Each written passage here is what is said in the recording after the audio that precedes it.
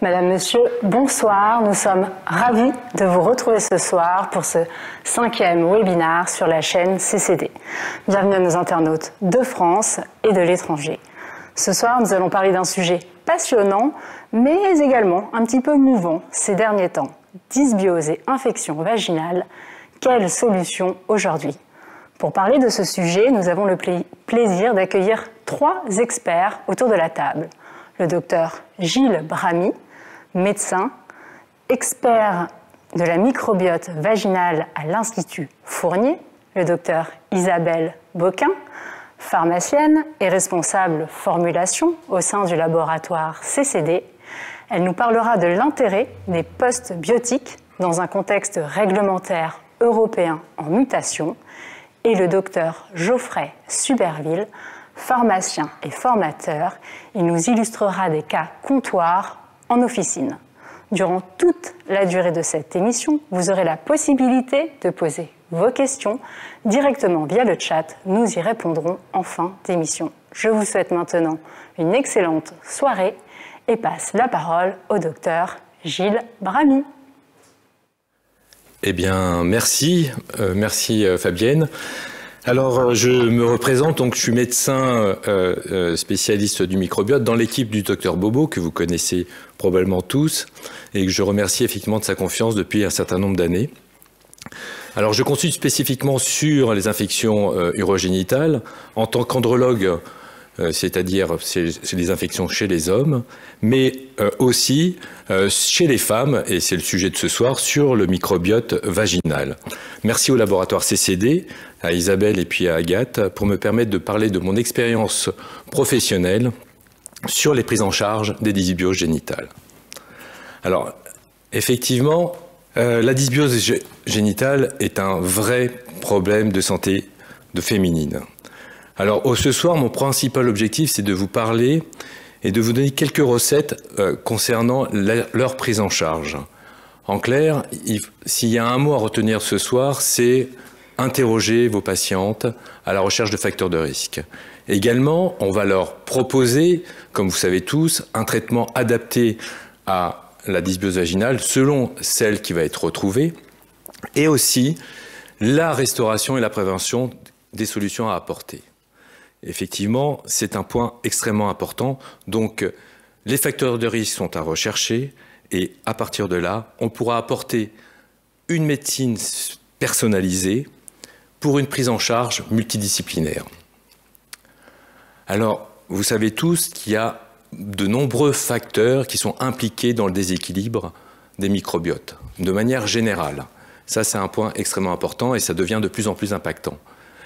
Alors, il y a des événements qui sont environnementaux, que ce soit la géographie, que ce soit les facteurs de naissance, les toxines, mais également des comportements individuels, comme la sexualité, l'hygiène intime, le tabac, l'alcool, l'alimentation, l'obésité, mais aussi la génétique. Effectivement, on n'est pas tous au même degré de chance, c'est-à-dire on peut avoir un problème d'obésité, la vieillesse, les phénomènes d'épigénétique et aussi des facteurs qui peuvent être impliqués dans les dysbioses que sont les sources socio-économiques qu'on peut avoir en termes d'éducation, d'ethnie et pour terminer, les IST pour lesquels on pourra en rediscuter tout à l'heure.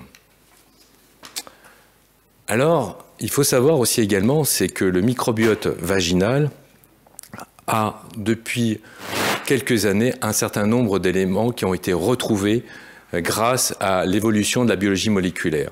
C'est un microbiote vaginal qui est connecté avec un certain nombre d'éléments qui la composent.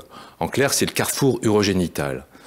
En cas de dysbiose, on va avoir en cas de dysbiose du microbiote vaginal, on va avoir des infections de type vaginose bactérienne et candidose vulvovaginale, on en parlera, qui sont des facteurs très important d'IST, de développement d'IST, mais aussi de cofacteurs de cancer du col. On peut aussi avoir, et c'est un impact, dès qu'on a une dysbiose du microbiote vaginal, un impact sur la grossesse, un impact sur les complications qu'il peut y avoir au niveau obstétrical.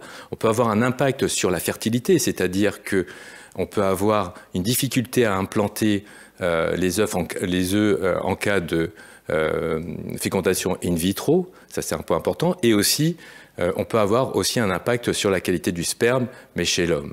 D'autres pathologies urogénitales peuvent être retrouvées, comme aujourd'hui on sait qu'il y a des travaux autour de l'endométriose et des SOPK, c'est-à-dire le syndrome de l'ovaire polykystique. Également, la dysbiose vaginale, dans le cadre du carrefour urogénital, peuvent être impliquées dans un certain nombre de pathologies autour de la ménopause et du syndrome génito-urinaire de la ménopause, allant de l'atrophie, de la sécheresse, des cystites, de l'ostéoporose et également un sujet qui est très important qui est aujourd'hui la vulvodynie, qui est un des facteurs, en tous les cas, retrouvés en cas de dysbiose générale. Et puis d'autres facteurs, puisque c'est connecté avec le microbiote digestif. On n'en parlera pas aujourd'hui, mais ayez en tête que, vu que l'impact du microbiote vaginal est lié principalement à une imprégnation oestrogénique, il y a probablement des choses à développer dans le futur. Autre point, et ça c'est aussi d'un point de vue général, c'est que tout être, mais on parle de femmes, chaque femme a une flore spécifique. Et ici, sur ce dessin, en tous les cas, qui représente la photo de une ancienne exposition de Nicke de Saint-Phal à Stockholm, qui a été réalisée autour de la femme, et l'entrée du musée était passée par l'entrée du vagin, pour pouvoir avoir un certain nombre de choses. Et ce que l'on sait, c'est que les lactobacilles, c'est le principal élément de défense contre les infections génitales qui joue un rôle de barrière contre tout type d'infection. Et donc, si on prend un gramme, et on le verra après, une coloration de gramme spécifique qui est faite par tous les laboratoires de ville, on va retrouver cette flore vaginale saine, c'est-à-dire composée de bâtonnets à grammes positifs que sont les lactobacilles ici présents. Et donc, à la différence du microbiote digestif qui est extrêmement très développé, c'est que le microbiote vaginal normal est peu diversifié. Principalement, on ne retrouvera que du lactobacille. Il est dynamique, c'est-à-dire qu'il va être variable selon le temps et il est surtout résilient. Alors, si on rentre dans comment est constituée la flore vaginale saine? La flore vaginale saine est principalement constituée de lactobacilles qui représentent la flore protectrice du vagin, avec en tête de file un certain nombre de lactobacilles que sont Crispatus, Gasseri, Jansseni, Iner, Acidophilus, Rhamnosus et j'en passe, et il y en a à peu près 200 espèces. Ça, c'est effectivement le principal élément à retenir. Mais également, dans une flore vaginale saine, il faut savoir qu'il y a d'autres micro-organismes que sont les Gardnerella vaginalis, Atopobium maintenant qui s'appelle Vanicea vaginae, Mobilincus, Prevotella. Mais ils sont en petite quantité. Et ça, ils vivent de manière homéostasique. C'est un point important. Donc on retrouvera, dans un prélèvement vaginal, quand il est fait, on peut retrouver en petite quantité un certain nombre d'éléments, comme le candida, de manière isolée. En cas de dysbiose, c'est-à-dire en déséquilibre du microbiote local, on peut avoir deux types principaux. La vaginose bactérienne, dont la définition, c'est-à-dire la disparition ou la raréfaction des lactobacilles au sein de cette flore vaginale. Avec, comme la nature a horreur du vide, on va avoir une augmentation, une prolifération du microbiote qui était déjà existant dans une flore vaginale saine, c'est-à-dire une multiplication de la flore anaérobie, des Gardnerella, du Mobilincus, des Prevotella et de l'Atopobium, etc., etc. Ça, c'est pour la vaginose bactérienne. Et puis l'autre dysbiose, c'est la mycose vulvo-vaginale ou la vaginite. En fait, on va retrouver une quantité de lactobacilles assez équivalente à celle d'une flore vaginale saine. Par contre, on va avoir d'autres germes qui vont se développer en faveur de facteurs de risque qu'on retrouvera tout à l'heure, principalement l'antibiothérapie par exemple, avec un développement soit de Candida albicans, et là on parlera de mycose vulvo-vaginale. Donc on a la priorité à la clinique. Je vous l'ai dit tout à l'heure, c'est un point extrêmement important. c'est que le microbiote vaginal, il est influencé tout au long de la vie d'une femme par l'imprégnation œstrogénique, c'est-à-dire de la plus jeune enfance jusqu'à la ménopause. Pourquoi ? Les œstrogènes vont avoir une action spécifique sur les cellules épithéliales vaginales qui vont permettre de fabriquer le carburant, c'est-à-dire via les cellules épithéliales, du glycogène. Qu'est-ce que fait le glycogène ? Le glycogène, c'est le carburant des lactobacilles. Et comme c'est le carburant des lactobacilles, que fait le lactobacille ? C'est qu'il va fabriquer de l'acide lactique et du peroxyde d'hydrogène, et puis d'autres éléments, mais on n'en discutera pas, d'autres éléments qui vont agir contre la barrière des micro-organismes, des agents infectieux. Et ça, c'est un point extrêmement important. Donc, on va avoir une variation temporelle de cette flore au cours du temps. On peut aussi en parler un petit peu, c'est-à-dire au cours du cycle menstruel, on va avoir un désordre local qui va se créer au moment de la menstruation, mais ce désordre local va être vite récupéré si tous les facteurs de risque qu'on va discuter juste après ne sont pas présents. Donc c'est un point important, il y a une variation aussi temporelle. Donc c'est dynamique, c'est peu diversifié et c'est résilient. Donc il y a eu énormément d'évolution, de connaissances grâce à la biologie moléculaire des microbiotes vaginaux. On sait aujourd'hui, grâce à Ravel, Jacques Ravel, qui est un Français qui vit au Canada, qui est un spécialiste du microbiote, il a défini 7 classes de microbiotes, dont 4 qui sont dominées par des lactobacilles, Crispatus, Gasseri, Iners et Jansei, et puis 3 autres qui sont qualifiées de faiblement riches en lactobacilles, c'est-à-dire c'est des bactéries qu'on retrouve principalement dans la vaginose bactérienne. Donc ça, c'est un point important. Donc voilà pour ces 7 classes. Alors on ne les recherche pas systématiquement en routine, mais il est important de savoir qu'il y a des classes qui sont dominées par du lactobacille, donc des flores vaginales saines, du microbiote sain, et une flore qui est faiblement riche en lactobacilles. Et aussi, on a une variation ethnique.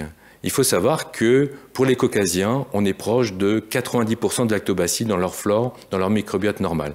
Alors que chez les Afro-américaines, on se retrouve à avoir une flore plutôt riche en bactéries, c'est-à-dire autour de 40 à 50% de bactéries faiblement quantifiées de lactobacilles. Alors, mon sujet est important parce qu'en clinique, ce que je vois habituellement, il faut laisser parler nos patientes. Et effectivement, les patientes vont venir vous parlant de leurs inconforts vaginaux, vous parlant de brûlures, de gratouillis, de prurite, mais également d'écoulement aussi d'odeur, et effectivement de problèmes au niveau de la sexualité.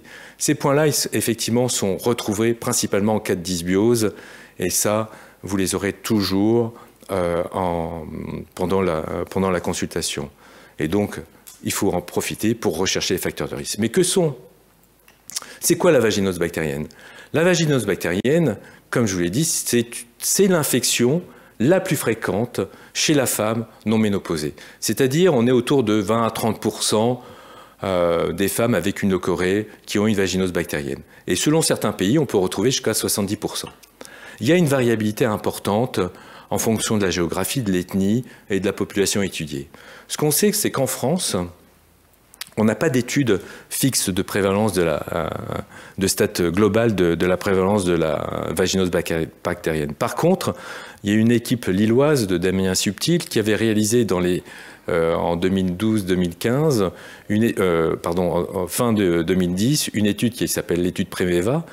Il a interrogé toutes les femmes enceintes pour lesquelles on faisait une recherche de flore vaginale. Et on s'est retrouvé à avoir à peu près 7% de patientes enceintes ayant un profil de vaginose bactérienne. Un point aussi important, c'est que 50% des vaginoses bactériennes sont asymptomatiques. Ça veut dire quoi asymptomatique? Ça veut dire qu'il n'y a pas de symptômes. Ça veut dire que c'est celles qu'on ne recherche pas.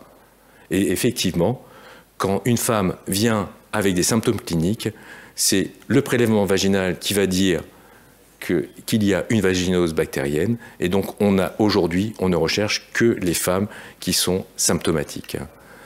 Et donc la définition, on l'a vu tout à l'heure, c'est une disparition, voire une raréfaction de la flore lactobacilliaire avec une prolifération des germes anaérobies. 3 ou 4 critères cliniques d'Amsel, c'est-à-dire la leucorrhée grisâtre, l'odeur et le pH supérieur à 4,5. Et également, on a, mais ça c'est pas clinique, mais c'est au laboratoire, disons lors d'une lame, c'est qu'on recherche des Clousels lors d'une coloration de Gram. Et le score bactériologique de Nugent, pour ceux qui le savent, c'est une réflexion, en tout cas c'est une recherche sur un champ microbiologique, microscopique, lors d'une coloration de Gram, de quantifier les lactobacilles, les mobilincus, et je cherche le troisième, j'ai un trou de mémoire, ce n'est pas grave. Donc voilà à peu près, c'était l'image de tout à l'heure, vous avez une flore vaginale saine, un microbiote sain lors d'une coloration de Gram avec principalement des lactobacilles. Quand il y a des facteurs de risque, et on va le voir juste après, on peut avoir cette image de déplétion totale de lactobacilles à Gram positif et avec des Clousels, ce que vous voyez ici, je prends ici des cellules entourées de petites bactéries à Gram négatif que sont les Gardnerella, qu'on appelle les Clousels. Et donc, voilà en pratique, et vous l'aurez après, quel est l'interrogatoire qu'il faut avoir lors d'une suspicion d'infection génitale avec les différents éléments à rechercher. Donc les facteurs de risque, il y a des facteurs de risque qui sont connus et effectivement, il faut les demander au moment de l'interrogatoire parce que c'est important. Celles qu'on connaît, c'est les variations hormonales. Ça va de la grossesse principalement, hormonale, ça peut être la pilule, ça peut être des traitements anti-œstrogéniques, ça peut être le postpartum, ça peut être la ménopause. Et là, on peut avoir une variation liée à une baisse du taux d'œstrogène. On peut avoir aussi la contraception. La contraception, on sait qu'il y a des études qui vont dans le sens d'un déséquilibre de la flore, d'autres qui vont dans l'autre sens, que ce soit les contraceptions œstroprogestatifs ou progestatifs, les stérilets hormonaux ou non hormonaux, ou voire même le préservatif qui peut avoir un problème en utilisation puisqu'il peut augmenter l'inflammation locale. On a également le tabac. Et là, le tabac, là, c'est un vrai facteur de risque puisque les études ont montré que il y avait plus de, chez les femmes fumeuses, il y avait 25 fois plus de risque d'avoir une dysbiose vaginale chez une fumeuse que par rapport à une non-fumeuse. On reviendra, puisqu'on retrouve les sécrétions, on retrouve dans les sécrétions vaginales les produits de la nicotine, les amines biogènes au niveau des sécrétions vaginales qui augmentent le pH vaginal. On a les antibiotiques, les médicaments qui peuvent entraîner effectivement une dysbiose vaginale.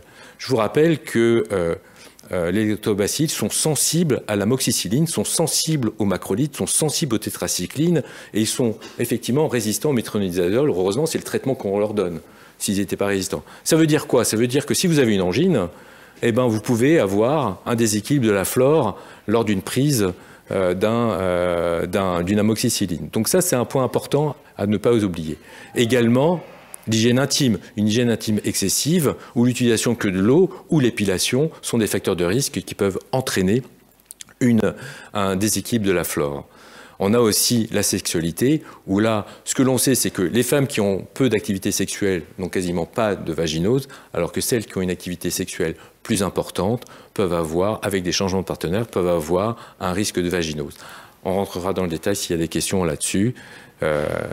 Également, le stress, ça a été montré que on peut avoir un déséquilibre de la flore à cause du stress, surtout avec l'augmentation du cortisol qui peut être pro-inflammatoire et entraîner un déséquilibre de la flore. Également, les biofilms, en clair, les bactéries qu'on retrouve dans le vagin, les autres bactéries, le Gardnerella, la Topobium, peuvent créer en fait un réseau qui empêche en fait de pouvoir faire agir spécifiquement les lactobacilles. Et puis pour terminer, et c'est nouveau depuis peu, mais comme on l'a dit aussi au tout début, l'alimentation peut être un rôle non négligeable aussi dans les dysbioses vaginales, c'est-à-dire qu'une consommation riche en fibres, eh ben on va avoir moins de vaginose, alors qu'une consommation riche en graisse saturée ou en acides gras à chaîne courte peuvent entraîner effectivement un problème au niveau de la dysbiose vaginale.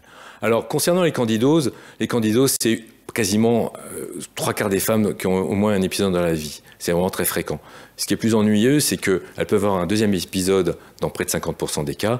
Et quasiment 5 à 8% ont des candidoses vulvovaginales à répétition. Et là, on retrouve principalement le candida albicans, qui est la levure la plus importante. Juste un mot important. Quand on vous rend un prélèvement vaginal avec présence de candida albicans à la culture, ça ne veut pas dire candidose vaginale. Il faut qu'il y ait au direct des éléments qui sont évocateurs, c'est-à-dire retrouver du candida, voire des filaments mycéliens, voire une clinique positive. Ça, c'est un point important. Voilà, les filaments que l'on voit. Quelle est la prise en charge de la vulvovaginite candidosique? Elle est classique, hein, ce sont des imidazolés. S'il y a candidose récidivante, on utilisera une voie orale. Ça, c'est point important. Et puis l'accompagnement. Concernant la vaginose bactérienne, qu'est-ce que c'est la prise en charge? Même chose, ce sont les nitro-5 imidazolés, que sont, pardon, en ne pas oubliant effectivement la prise en charge des facteurs de risque, les nitro-5 imidazolés, que sont soit le métronidazole, soit le secnidazole en prise unique, ou alors une nouvelle classe depuis peu, mais qui est assez intéressante puisqu'il a l'indication dans la vaginose bactérienne et dans la candidose, qui est le chlorure de décoalinium. Mais ça, effectivement, c'est un point très important. Seul le traitement antibiotique ne suffit pas puisqu'il y a un taux de récidive qui est extrêmement important, puisque les résultats des études avec les antibiotiques ont montré qu'il y avait 60 à 80% de guérison, donc ça veut dire qu'il y a près de 40% de récidive. Et c'est vrai qu'on retrouve à peu près à 1 an, 6 à 12 mois, près de la moitié des patientes qui ont une récidive. Donc en fait, qu'est-ce que je voulais vous dire là-dessus? Il faut prendre la plainte de la patiente comme sa prise en charge, c'est important. Donc l'interrogatoire, la prise en charge, c'est la clé du succès thérapeutique.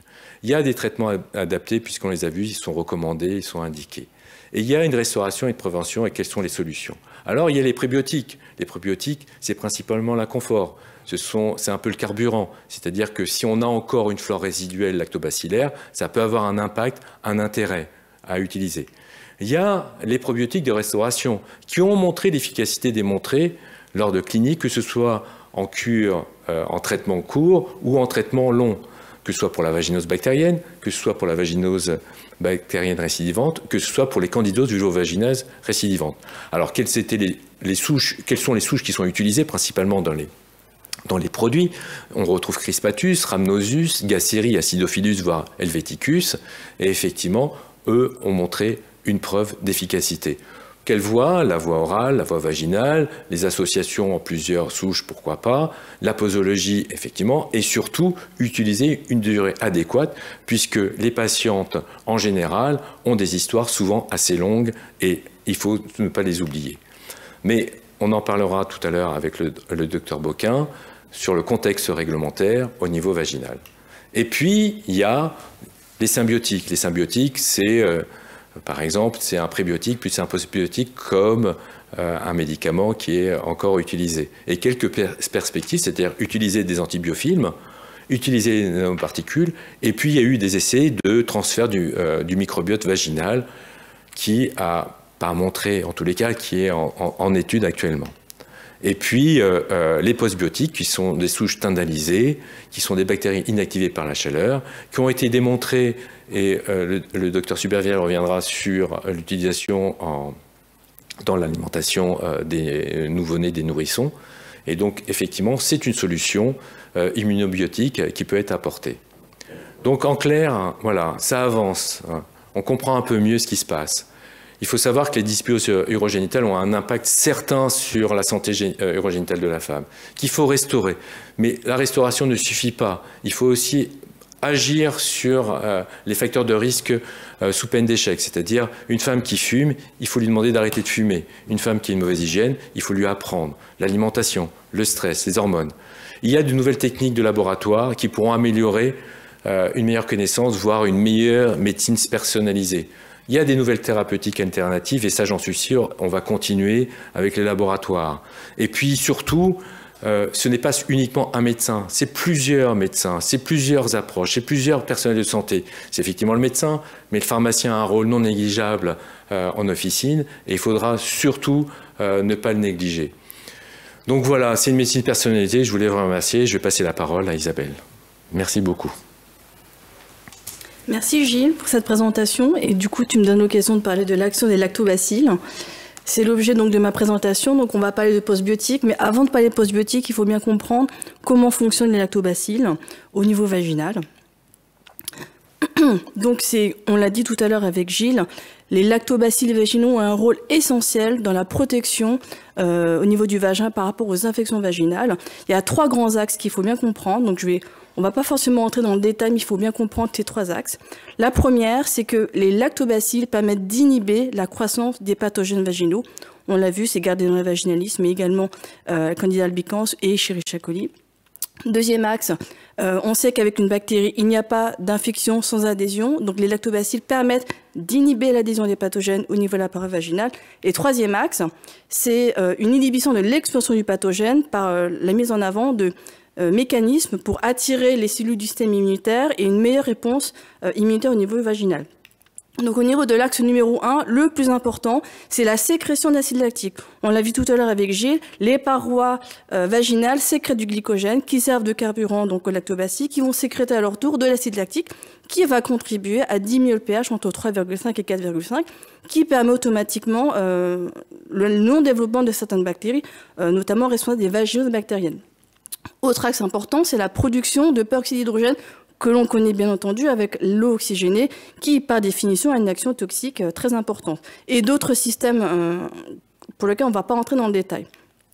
Deuxième axe qui est important et qui est très important à comprendre, c'est un système, on va dire, de compétition stérique. Donc c'est imaginez que dans le vagin, la place se fait rare. Donc si les lactobacilles sont capables d'occuper le terrain, les bactéries pathogènes ne sont pas en mesure d'adhérer et donc de se développer, de former un biofilm et donc de provoquer l'infection.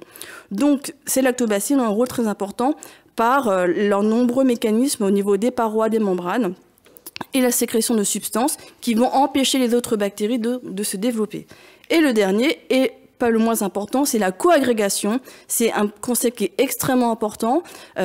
C'est toute une armada de lactobacilles qui vont coagréer, donc c'est-à-dire former des agglomérations, emprisonner, on va dire, les pathogènes, et donc empêcher leur expansion et empêcher également leur adhésion. Donc c'est bien important à comprendre pour bien comprendre ensuite comment fonctionnent les postbiotiques. Alors, on l'a vu tout à l'heure, comme l'a dit Gilles, il y a beaucoup de traitements médicaux qui sont disponibles pour prendre en charge les vaginoses et les mycoses, mais on se heurte en fait à des problèmes de récidive importantes. Et donc, il a été mis en avant des solutions, on va dire, complémentaires qui peuvent venir en tant qu'adjuvant à tous ces traitements médicamenteux. Donc, on parle de probiotiques, on parle de prébiotiques. Et la nouvelle catégorie qui est récente et qui a été définie récemment en 2021, ce sont les postbiotiques. Donc rapidement, les probiotiques, imaginez, vous en mangez tous les jours, quand vous prenez des yaourts, quand vous prenez des aliments fermentés, quand vous buvez du lait, du yaourt. Donc par définition, les probiotiques, donc on fait l'objet d'une définition par une instance scientifique qui est l'ISAP, donc qui a permis de définir les probiotiques, les prébiotiques et les postbiotiques. C'est par définition, c'est tous les micro-organismes vivants qui permettent d'avoir un effet bénéfique pour la santé lorsqu'ils sont administrés ou pris à une quantité adéquate. Donc essentiellement, ce sont des bactéries ou des champignons, donc on appelle plus communément des levures. Donc au niveau de la santé vaginale, vous avez 2 types de prises. Le plus connu, qui est toujours usité, donc c'est l'administration par voie orale. Vous prenez des probiotiques par voie orale, donc sous forme de gélules, plusieurs milliards par prise, donc 1 à 2 fois par jour, si ce n'est plus. Et donc vous avez des produits de statut réglementaire divers. Donc la plupart du temps, ce sont des compléments alimentaires, mais également des dispositifs médicaux. Donc c'est vrai que pour le commun des mortels, et surtout quand on prescrit ou quand on délivre des produits en pharmacie, souvent on ne voit pas souvent la différence entre les deux. Ce qu'on voit surtout, c'est que ce sont des galéniques souvent sous forme de gélules. Et la deuxième voie, qui est la voie royale, si je puis dire, pour la voie vaginale, c'est un dispositif médical ou un médicament directement en application locale. Donc on met une dose de bactéries en continu ou en discontinu. Et vous avez des statuts également très variés. Donc un dispositif médical, un médicament avec autorisation de mise sur le marché. Et la plupart du temps, donc, vous avez des gélules, des comprimés vaginaux qui vont se dissoudre, ou des ovules de comprimés, etc. Et donc on parle de dispositifs médicaux, mais voilà, L'inconvénient, c'est que depuis 2017, vous avez un texte de loi qui a été émis au niveau européen, donc c'est le règlement 217-745 pour les experts en la matière, qui date quand même du 5 avril 2017 et qui aurait dû être mis en application en 2020, mais malheureusement en 2020 vous avez eu droit à une pandémie mondiale qui a légèrement repoussé la mise en application de ce règlement, qui a été effectif depuis le 26 mai 2021. Et concrètement, par quoi ça se traduit ? C'est que quand vous regardez un petit peu, donc imaginez vous avez 145 pages de texte réglementaire, moi je vous ai mis vraiment le passage qui nous intéresse, c'est que dans l'article numéro 6, paragraphe H, il est clairement spécifié que dans les dispositifs médicaux, vous ne pouvez plus mettre de micro-organismes vivants, c'est-à-dire les bactéries, les champignons et voire même les virus. Ça ne rentre plus dans la définition nouvellement mise à jour d'un dispositif médical. Donc concrètement, ça veut dire quoi ?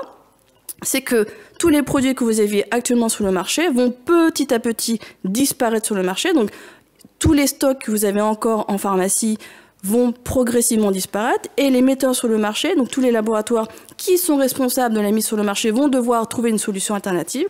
Néanmoins, on voit que sur le marché, il y a encore des produits qui existent parce qu'il y a une certaine période de grâce qui existe dans certaines conditions. Mais attention, ça ne s'applique pas pour les compléments alimentaires. Donc, tout ce que vous prenez par voie orale existe toujours. Donc, tous les probiotiques continuent à exister. C'est uniquement les dispositifs médicaux et en particulier ceux qu'on donne par voie vaginale. Alors, la question qu'on va se poser, c'est qu'est-ce qu'on va pouvoir proposer en complément des traitements médicamenteux en cas d'infection vaginale, notamment pour rétablir les situations de biose vaginale, donc en contrepartie d'une dysbiose. Vous avez deux solutions.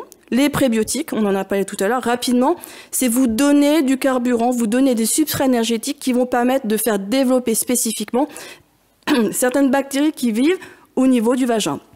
Donc ça peut être des prébiotiques qui ont été définis donc en 2017. On peut donner par voie orale ou par voie vaginale. Donc vous avez déjà des produits mis sur le marché qui contiennent des prébiotiques. Et la plupart du temps, ces produits, en fait, ce sont des oligosaccharides. Ça veut dire quoi ? Ce sont des substances d'origine glucidique. Donc on parle de FOS, on parle de GOS, donc c'est des fructo-oligosaccharides ou des galacto-oligosaccharides qui vont permettre de faire progresser, croître les lactobacilles qui sont présents au niveau vaginal. Ça, c'est ce qu'on connaît le plus. Mais vous avez d'autres ingrédients qui rentrent dans cette définition, et je pense notamment au polyphénol, qui rentre également dans la définition des prébiotiques, et je pense notamment au polyphénol de canneberge. On connaît la canneberge pour son action anti-adhésive urinaire, mais certains composants de la canneberge sont également très intéressants pour leur action peut-être au niveau intestinal par rapport à la teneur en polyphénol. Ça, c'est les prébiotiques. Et la nouvelle solution qui s'offre à nous, ce sont les postbiotiques. Donc je vous ai mis une petite tête de mort pour vous montrer qu'en fait ce sont des probiotiques qui malheureusement ont rendu l'âme. Donc ce sont des micro-organismes qui ont été inactivés. C'est soit des micro-organismes entiers, soit certains de leurs constituants, de leurs parois ou membranes externes, qui permettent en fait de conférer un bénéfice à la santé de l'hôte. Donc vous avez différentes catégories. Vous avez des bactéries de manière générale qui sont inactivées par la chaleur, ou alors les bactéries tyndalisées, donc qui ont subi un processus de stérilisation par tyndalisation. Donc on va regarder ça en détail. Donc, les bactéries tyndalisées, c'est un exemple parmi tant d'autres de postbiotiques. Et donc, qu'est-ce que la tyndalisation ? C'est un procédé de stérilisation par chauffage discontinu à une température pas trop importante, entre 60 et 70 degrés. À titre de comparaison, quand vous buvez du lait UHT, donc du lait stérilisé, du lait de vache, c'est du lait qui a été porté à 135 degrés pendant quelques secondes et c'est suffisant pour zigouiller tous les micro-organismes. Alors que là, l'objectif, c'est une température moins importante qui permet de préserver au maximum certains composants bactériens et notamment l'intégrité des membranes. Et donc, on permet en fait d'avoir certains avantages qui sont liés à la tyndalisation qu'on n'aurait pas pu avoir par une simple stérilisation à haute température. Concrètement, quels sont les intérêts des bactéries tyndalisées ? Le premier, ce qui est souvent mis en avant dans certaines publications, notamment celle de Piquet 2019, on reproche souvent aux probiotiques en fait un risque de translocation, c'est-à-dire que on passe d'un compartiment organique à un autre, et surtout un risque d'antibiorésistance par transfert de gènes. On l'a vu tout à l'heure, les lactobacilles en fait sont résistants à certains antibiotiques, et on sait que les principaux mécanismes d'antibiorésistance, c'est un échange d'images Panini, si je puis dire. Ce sont des des morceaux d'ADN qui se passent de bactérie en bactérie, et c'est comme ça que les bactéries acquièrent des gènes de résistance aux antibiotiques, et on sait que c'est un problème de santé publique qui est majeur. Donc on a, par les bactéries internalisées, une sécurité d'emploi chez certaines populations, notamment les populations immunodéprimées. Le deuxième axe, c'est très important, on l'a vu tout à l'heure, c'est que l'internalisation permet de préserver au maximum l'intégrité des membranes et des parois cellulaires. Et on permet, par ce processus, de garder certaines propriétés qui sont extrêmement importantes. C'est sûr qu'un postbiotique qui est mort ne va pas avoir les mêmes actions organiques, etc., qu'un probiotique, mais on a des mécanismes qui sont préservés, qu'on verra tout à l'heure, qui permettent de garder tout leur intérêt dans la santé au niveau vaginal. Quatrième point, c'est que d'un point de vue strictement formulation, imaginez que les probiotiques sont des êtres vivants sensibles, très très sensibles à la lumière, à la chaleur. Il ne faut pas trop les perturber malheureusement. Et donc, quand vous formulez un produit, il faut faire très attention à tout ce que vous mélangez avec des probiotiques et notamment toutes les substances hygroscopiques. Les probiotiques ont horreur de l'humidité. Et donc, imaginez que vous avez des bactéries internalisées qui sont déjà mortes. Et donc, il n'y a aucun souci pour mélanger avec des plantes, avec de l'acide hyaluronique qui est très connu pour être hygroscopique. Donc, vous avez un intérêt supplémentaire avec des bactéries internalisées pour faire des formulations intéressantes, et notamment au niveau vaginal. Et le dernier point, et pas le moins intéressant, c'est que par définition, la bactérie est plus vivante. Et donc, vous répondez à tout point de vue à la définition d'un dispositif médical, et donc on peut incorporer des bactéries internalisées, donc des postbiotiques, dans les ovules vaginaux, et donc à visée vaginale. Donc pas mal d'intérêt de toutes ces bactéries internalisées pour la santé. Et donc ça permet donc de présenter donc en fait la nouvelle innovation qui a été mise sur le marché par le laboratoire CCD, donc qui est le Bactiginovul. Donc c'est vraiment un nouveau dispositif médical pour l'équipe du microbe. Donc c'est pas le premier, ce sera pas le dernier, mais ça sera le premier qui va proposer des bactéries internalisées, donc des postbiotiques. Donc Bactiginovul, qu'est-ce que c'est? Concrètement, vous avez donc des bactéries internalisées qui ont été obtenues à partir d'une souche probiotique qui s'appelle Lactobacillus rhamnosus LRH 020. Quand vous regardez la petite photo, c'est une photo par microscopie électronique en fait, qui a été faite sur ces bactéries, et on voit que la plupart des membranes et des composants bactériens ont été préservés malgré l'internalisation. Et l'effet vraiment intéressant des bactéries internalisées, c'est que ça contribue à la protection dans l'environnement vaginal et ça empêche l'adhésion de tous les micro-organismes pathogènes qui sont situés au niveau vaginal. Et comme je le dis à chaque fois, sans adhésion, il n'y a pas d'infection. Deuxième axe intéressant, on en a parlé tout à l'heure, c'est l'acide hyaluronique. On sait que chez certaines populations telles que les femmes ménopausées ou les femmes en postpartum, il y a un problème d'hydratation des muqueuses vaginales, et on sait que certaines symptomatologies sont extrêmement gênantes, ça gratte, ça brûle, etc. Les muqueuses sont fragilisées, et on sait que l'acide hyaluronique a de très belles propriétés pour hydrater, lubrifier et également régénérer les muqueuses, et notamment les muqueuses vaginales. L'acide lactique, c'est l'ingrédient archi connu pour diminuer le pH entre 3,5 et 4,5 pour maintenir un pH adapté, pour éviter le développement des bactéries responsables des vaginoses bactériennes. Vous avez également d'autres excipients qui sont importants, notamment deux huiles essentielles. L'huile essentielle d'arbre à thé, donc Melaleuca alternifolia, et le thym blanc Thymus vulgaris, donc qui donne une odeur très agréable de thym. Donc c'est pas désagréable, donc surtout quand on doit le mettre par voie vaginale, c'est important à noter. Alors pourquoi c'est intéressant? Donc vraiment pour vous montrer tout l'intérêt de cette souche postbiotique, hein, donc je pourrais même pas parler de souche parce qu'elle est morte. Donc cette bactérie qui a été obtenue en fait à partir de Lactobacillus rhamnosus. Donc comme on l'a dit tout à l'heure, elle a été obtenue par un procédé de internalisation. Donc on permet de préserver l'intégrité des membranes cellulaires. Vous avez à peu près 30 mg de bactéries internalisées par ovule. Ça représente l'équivalent de 3 milliards de bactéries mortes, ce qui est quand même pas négligeable. Il y a deux actions très importantes. Un, c'est l'effet prébiotique. Imaginez que les quelques rares bactéries lactobacilles qui restent dans le vagin vont pouvoir se servir du cadavre des bactéries internalisées pour avoir un accroissement de leur nombre et de leur quantité. Donc il y a un effet prébiotique.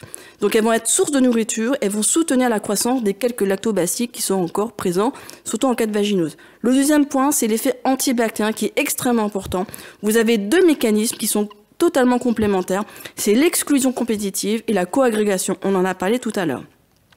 Ces deux propriétés-là sont maintenues grâce à l'internalisation.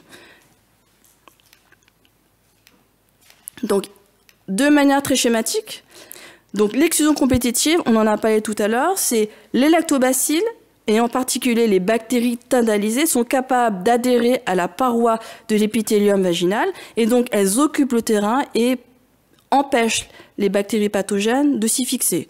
Donc on a une adhésion des bactéries à la paroi des cellules épithéliales vaginales. Ça, c'est un premier point. Le deuxième, c'est la co-agrégation. Elles vont cerner les bactéries pathogènes et donc occuper tous les sites, tous les récepteurs qui sont présents à la surface des bactéries pathogènes et donc inhiber l'adhésion qui est essentielle à l'initiation d'une infection vaginale. Donc, exclusion compétitive et co-agrégation, ce sont deux propriétés qui sont maintenues, même si les bactéries ne sont plus vivantes. Ensuite, si vous regardez un petit peu, on a reçu également des photographies par microscopie électronique.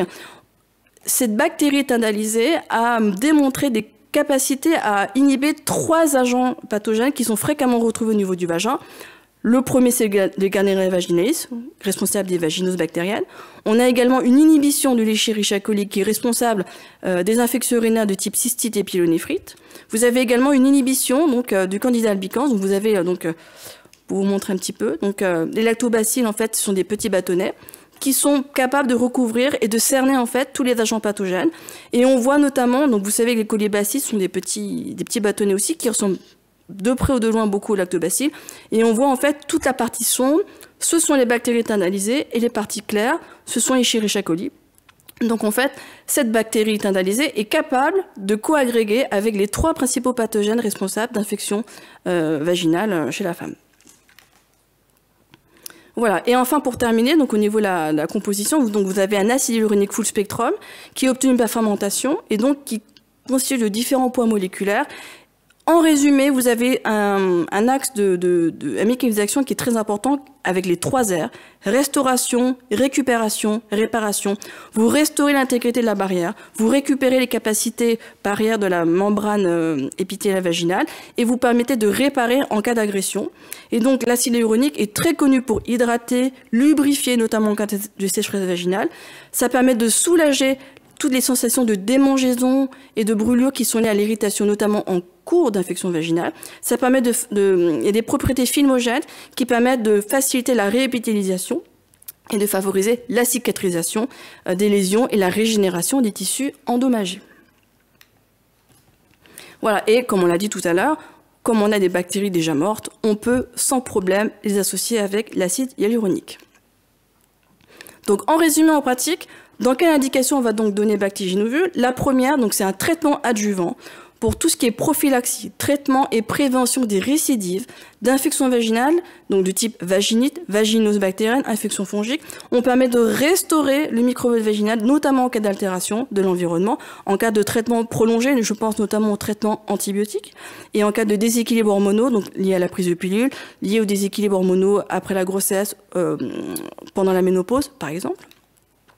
Et donc, ça permet de restaurer l'équilibre vaginal et d'empêcher également tous les symptômes qui sont associés, tels que la sécheresse vaginale, les symptômes d'irritation, les démangeaisons, les rougeurs, les brûlures, œdèmes et douleurs. Donc, en pratique, comme on l'utilise, donc vous avez 3 cas de figure. Le premier, donc à chaque fois, c'est un ovule vaginal le soir au coucher de préférence. Premier cas, c'est la vaginose pendant 6 jours consécutifs, donc un ovule le soir. Si les symptômes persistent, on continue pendant 10 jours. En prophylaxie, en cas de récidive après un traitement antibiotique ou antifongique, pendant 7 jours aussi. Et en prévention post-traitement, si vous avez un traitement antibiotique pour une bronchite, une sinusite, etc., on va prendre également un ovule pendant 7 jours consécutifs, après un traitement antimycosique local ou oral. Voilà, et donc il ne faut pas hésiter, donc en fonction des recommandations du médecin, on peut répéter plusieurs fois les cycles pour augmenter ou maintenir les effets obtenus. Donc au niveau des précautions d'emploi, on fera attention parce qu'on va le donner chez toutes les femmes après 18 ans, à l'exception de la grossesse et de l'allaitement, car le produit n'a pas été testé chez ces populations. Il faudra faire également attention en cas d'autres traitements locaux concomitants. Attention en cas de préservatifs et de spermicides, on n'a pas testé, donc on recommandera l'administration d'un ovule après les rapports sexuels et ne pas dépasser la dose de 1 ovule par jour. Et bien entendu, en cas d'hypersensibilité ou d'incompatibilité, ne pas prendre le produit. Voilà, donc en synthèse, vous avez un premier ovule vaginal qui contient des postbiotiques mis sur le marché en France avec un statut de dispositif médical dans un contexte réglementaire qui est certes extrêmement mouvant, compliqué, notamment pour tous les entreprises du médicament qui mettent sur le marché des solutions de santé, ce qui met aussi pas mal de médecins un peu sur leur faim, parce que une fois que les produits vont disparaître, qu'est-ce qu'on va pouvoir leur proposer? Donc CCD est le premier à proposer ce type de solution. C'est un traitement adjuvant dans le traitement à la prévention des infections vaginales et de leur récidive. Et on a une action mécanique, donc effet mycoadhésif, effet filmogène. On prévient l'adhésion et donc le développement des pathogènes qui sont responsables des principales infections vaginales, donc Gardnerella vaginalis, Candida albicans et également Escherichia coli, qui est bien connu pour les infections de type urinaire. Je vous remercie. Merci beaucoup. Alors bonsoir à tous. Du coup, je vais vous parler du rôle pratique de l'officinal, donc dans le parcours de soins des patientes qui peuvent souffrir d'infections vaginales. Alors la première chose que je souhaite vous dire, donc un petit rappel puis des petits compléments d'information sur les postbiotiques. C'est vrai que c'est un terme qui est récent, c'est un terme qui date de 2021 parce qu'on parle du microbiote depuis quelques années maintenant. Mais il faut savoir que utiliser des postbiotiques, ça a plus de 100 ans. Les médecins, vous en avez certainement tous prescrit, les pharmaciens, les équipes officinales, vous en avez tous délivré. Ça a même été très longtemps donné pour soigner les coliques des nourrissons. C'est toute la gamme lactéole, tout simplement par voie orale. Donc vous connaissez déjà ces produits, on a de la sécurité, on a du recul, on a des études qui prouvent leur efficacité. Et je voulais aussi insister sur le fait que c'est vrai que le laboratoire CCD a été un petit peu obligé d'utiliser des postbiotiques pour pallier à l'interdiction d'utiliser des probiotiques dans des dispositifs médicaux. Mais finalement, cette contrainte, pour moi, c'est devenu une opportunité parce que, comme l'a expliqué Isabelle tout à l'heure, les probiotiques, c'est des petites bêtes très fragiles qui ne supportent pas grand-chose et du coup, on est très vite limité au niveau de la galénique sur d'association avec potentiels d'autres actifs, et en particulier ici l'acide hyaluronique, ce qui fait qu'on a une efficacité, enfin un effet qui est proche de celui des probiotiques, avec les postbiotiques, probiotiques, oui, avec les postbiotiques, mais on a aussi toute la synergie avec l'acide hyaluronique, donc qui va aller lubrifier, hydrater, cicatriser également, et puis calmer tout ce qui va être sensation de brûlure ou de démangeaison, qui sont très fréquentes dans les vaginoses. Alors à l'officine, il y a de nombreux cas parce que les mycoses et les vaginoses sont quand même des problèmes récurrents dans la vie d'une femme. Donc les cas de comptoir, le premier cas qu'on voit très souvent à l'officine, c'est une femme qui va se présenter, qui va demander d'elle-même une crème ou un ovule avec un imidazolé, éconazole ou autre, ou qui va aller se servir pour ceux qui sont libre accès. Parce qu'elle a déjà eu des mycoses, parce qu'elle a déjà utilisé ces produits-là, ou parce qu'on lui a conseillé, ou parce qu'un médecin lui a déjà prescrit, et que ça avait fonctionné. Donc, très bonne chose, c'est un bon départ. Donc en général, c'est vrai qu'on instaure le dialogue à savoir est-ce que c'est récidivant, est-ce que c'est fréquent, et on va aussi poser beaucoup de questions sur l'hygiène, la façon dont la dame va faire son hygiène intime. Mais il faut aussi se rappeler que oui, les imidazolés fonctionnent très bien. On va calmer la mycose qui est installée. En revanche, on voit, comme le disait Gilles tout à l'heure, qu'on a plus de 50% de récidive. Donc pour éviter cette récidive, pour éviter que la dame revienne à l'officine pour redemander des imidazolés et finalement tombe dans des mycoses récurrentes, on va pouvoir lui proposer un produit comme le Bactigine en ovule. Pourquoi? Parce qu'on va aider à refaire la flore. Donc c'est vraiment un traitement adjuvant à la mycose. On va aider à refaire la flore.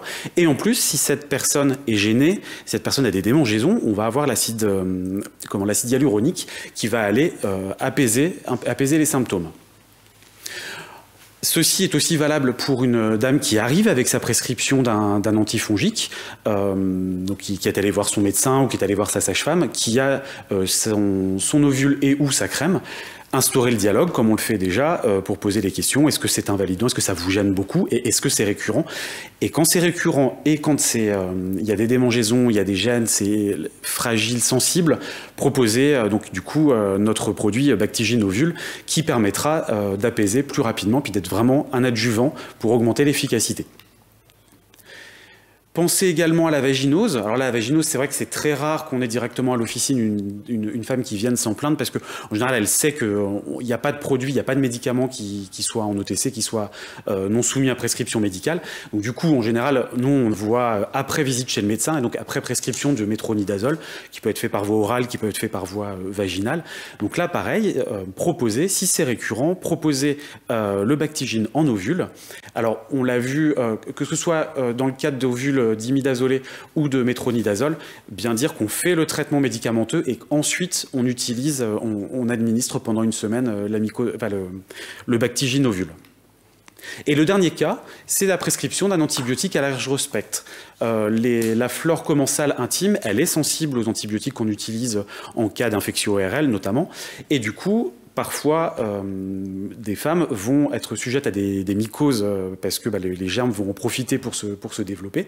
Donc c'est vrai qu'au comptoir, on pense souvent à demander aux patients et aux patientes si elles sont sensibles, s'ils sont sensibles des intestins, mais pensez aussi à la mycose vaginale qui peut s'installer suite à une prise d'antibiotiques. Et dans ces cas, le Bactigine ovule peut être une solution adaptée avec, encore une fois, la synergie entre nos postbiotiques, et notre acide hyaluronique.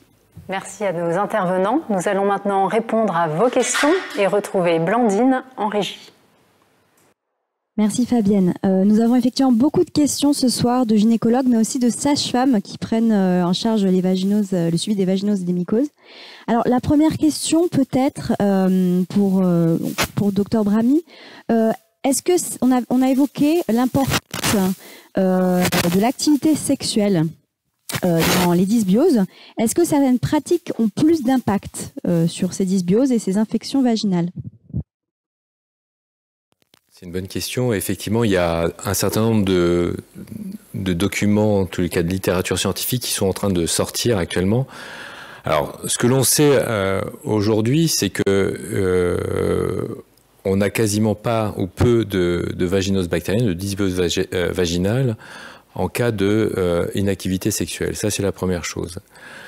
La deuxième chose, ce que l'on sait aussi également dans les études, c'est que chez les hétérosexuels, le fait de changer de partenaire de manière assez fréquente risque d'avoir, c'est ce qu'on retrouve dans les études, un peu plus de vaginose bactérienne. Autre point, et ça a été démontré chez les femmes homosexuelles, où on a un risque de dysbiose plus important chez les femmes homosexuelles. Chez les femmes qui changent effectivement un certain nombre de partenaires, ça a été démontré, ça a été décrit. Il y a peut-être un impact sur la flore buccale, c'est ce qui a été décrit dans la littérature. Et on sait aussi également que concernant les femmes homosexuelles, les femmes qui ne changent pas de partenaire, on retrouve une flore quasi identique chez les deux femmes du couple. Donc ça, c'est un point important. Et autre point, je pense au niveau de la sexualité, au niveau du préservatif, il est clair qu'il y a peut-être un effet inflammatoire qui se crée. Autre point, et c'est vrai que je n'ai pas évoqué chez l'homme, on peut avoir aussi au niveau du prépuce certains germes qui peuvent être retrouvés chez l'homme, qui sont les germes qui sont retrouvés chez la femme. Est-ce qu'il y a un impact ou pas sur la thérapeutique des hommes chez les femmes qui présentent des dysbioses vaginales? La littérature a montré que non, malheureusement, qu'il y a peu d'effets, en tous les cas pas d'impact sur le traitement des hommes. Nous avons une deuxième question, peut-être pour Isabelle Boquin. Que faire alors pour les femmes qui sont en période de grossesse, lorsqu'elles ont des mycoses ou vaginoses à répétition? Que leur prescrire? Des probiotiques par voie orale. Exactement. Ensuite, je vois pas d'autres solutions. Ou alors des prébiotiques par voie locale qui ont été testés. C'est vrai que notre produit pour l'instant n'est pas encore... peut-être une étude chez les femmes. Voilà. Peut-être une étude chez les femmes qui présentent. Voilà. Mais on sait que les probiotiques par voie orale ont fait la preuve. Donc c'est vrai que c'est un cheminement qu'il faut comprendre. Mais on retrouve les bactéries dans le vagin. Donc il en faut pas mal, mais c'était démontré qu'il y avait un passage des bactéries par les voies naturelles et qu'on retrouvait ensuite au niveau du vagin. Et ça permet donc je confirme ce que vient de dire Isabelle. Yeah. il y a des données intéressantes sur les probiotiques par voie orale. Eh bien, merci beaucoup. Encore une dernière question, peut-être pour le docteur Brahmi, encore une fois. Conseillez-vous un prélèvement vaginal lors d'une infection sexuellement transmissible ? Alors, c'est une vaste question. Je ne sais pas, c'est peut-être quelqu'un qui travaille dans un centre de dépistage ou pas. Alors, ce que l'on sait sur la dysbiose vaginale, c'est que la dysbiose vaginale, c'est un facteur de risque de développer plus d'infections sexuellement transmissibles. Ça va d'un facteur, un risque relatif multiplié par 2, par 6, que ce soit le VIH, que ce soit le gonocoque, le chlamydia et aussi l'HPV. Ça a été clairement démontré par les équipes de Bordeaux, par les équipes du professeur Ravel à Boston. Donc ça, c'est vrai que c'est important. Faut-il ou non faire un prélèvement vaginal? Je pense déjà qu'une personne qui vient se présenter dans un centre de dépistage et qui présente une infection sexuellement transmissible, elle va être traitée. Elle va être traitée de son infection sexuellement transmissible. Faut-il ou non faire un prélèvement? Alors, en cas de dysbiose, en tout cas en cas de symptômes qui accompagnent l'infection sexuellement transmissible, oui, on fait une recherche, on fait un prélèvement vaginal pour savoir s'il y a une action, un élément complémentaire à l'infection sexuellement transmissible. Ça, c'est fait de manière systématique. Après, que se passe-t-il chez quelqu'un qui a une infection sexuellement transmissible? Si on prend l'exemple d'une chlamydiose vaginale, effectivement, le traitement qu'on va proposer, c'est un traitement qui pourrait avoir un impact sur la flore vaginale. C'est-à-dire que soit des tétracyclines, qui est la recommandation, soit de l'azithromycine de manière ponctuelle. Donc on sait que ces deux antibiotiques ont un impact sur la flore vaginale. Faut-il ou non apporter une restauration? C'est une question intéressante, en tout cas c'est une question importante à faire. Une étude pourrait être faite là-dessus, mais je pense que chez quelqu'un qui a une flore fragile, qui présente des déséquilibres de manière régulière, il serait bon ton de pouvoir rééquilibrer, restaurer, en tous les cas, apporter un élément supplémentaire à la prescription antibiotique. Merci beaucoup. Et donc notre dernière question avant de rendre l'antenne à Fabienne. Chez les diabétiques qui auraient des mycoses et vaginoses à répétition ou assez fréquentes, est-ce que l'on peut prescrire un TRT périodique de 3 à 6 mois? Alors, je pense que TRT, c'est un traitement périodique de 3 mois. Voilà. Oui, en fait, il y a quelque chose d'important. Les femmes que je vois en consultation sont des femmes qui ont des histoires qui sont assez longues de dysbiose vaginale. Donc, longue, c'est-à-dire ça peut être 1, 2, voire plusieurs années. Effectivement, quand on a une maladie chronique comme le diabète, qui est un facteur de risque de développer des dysbioses vaginales, en tous les cas une mycose, principalement les mycoses vaginales, il est clair qu'il faut équilibrer le diabète, ça c'est un point important, ne pas l'oublier, équilibrer d'autres facteurs de risque s'il y a d'autres facteurs de risque, et proposer effectivement un traitement adapté à la mycose. Ça peut être un traitement, en tous les cas, de l'épisode aigu par des éconazoles, des imidazolés, voire un traitement oral associé, mais sûrement et clairement un traitement long, en tous les cas minimum 3 à 6 mois, soit de probiotiques par voie orale, soit de postbiotiques par voie vaginale, ou associer les deux, puisqu'il n'y a aucune contre-indication à utiliser les deux produits dans le cadre de cette pathologie. Merci à nos intervenants, merci à vous tous derrière vos écrans. D'ici quelques jours, vous aurez la possibilité de revoir en replay ce webinaire via le lien de connexion habituel ou nos réseaux sociaux. Je vous souhaite une excellente soirée et vous dis à très bientôt sur la chaîne CCD.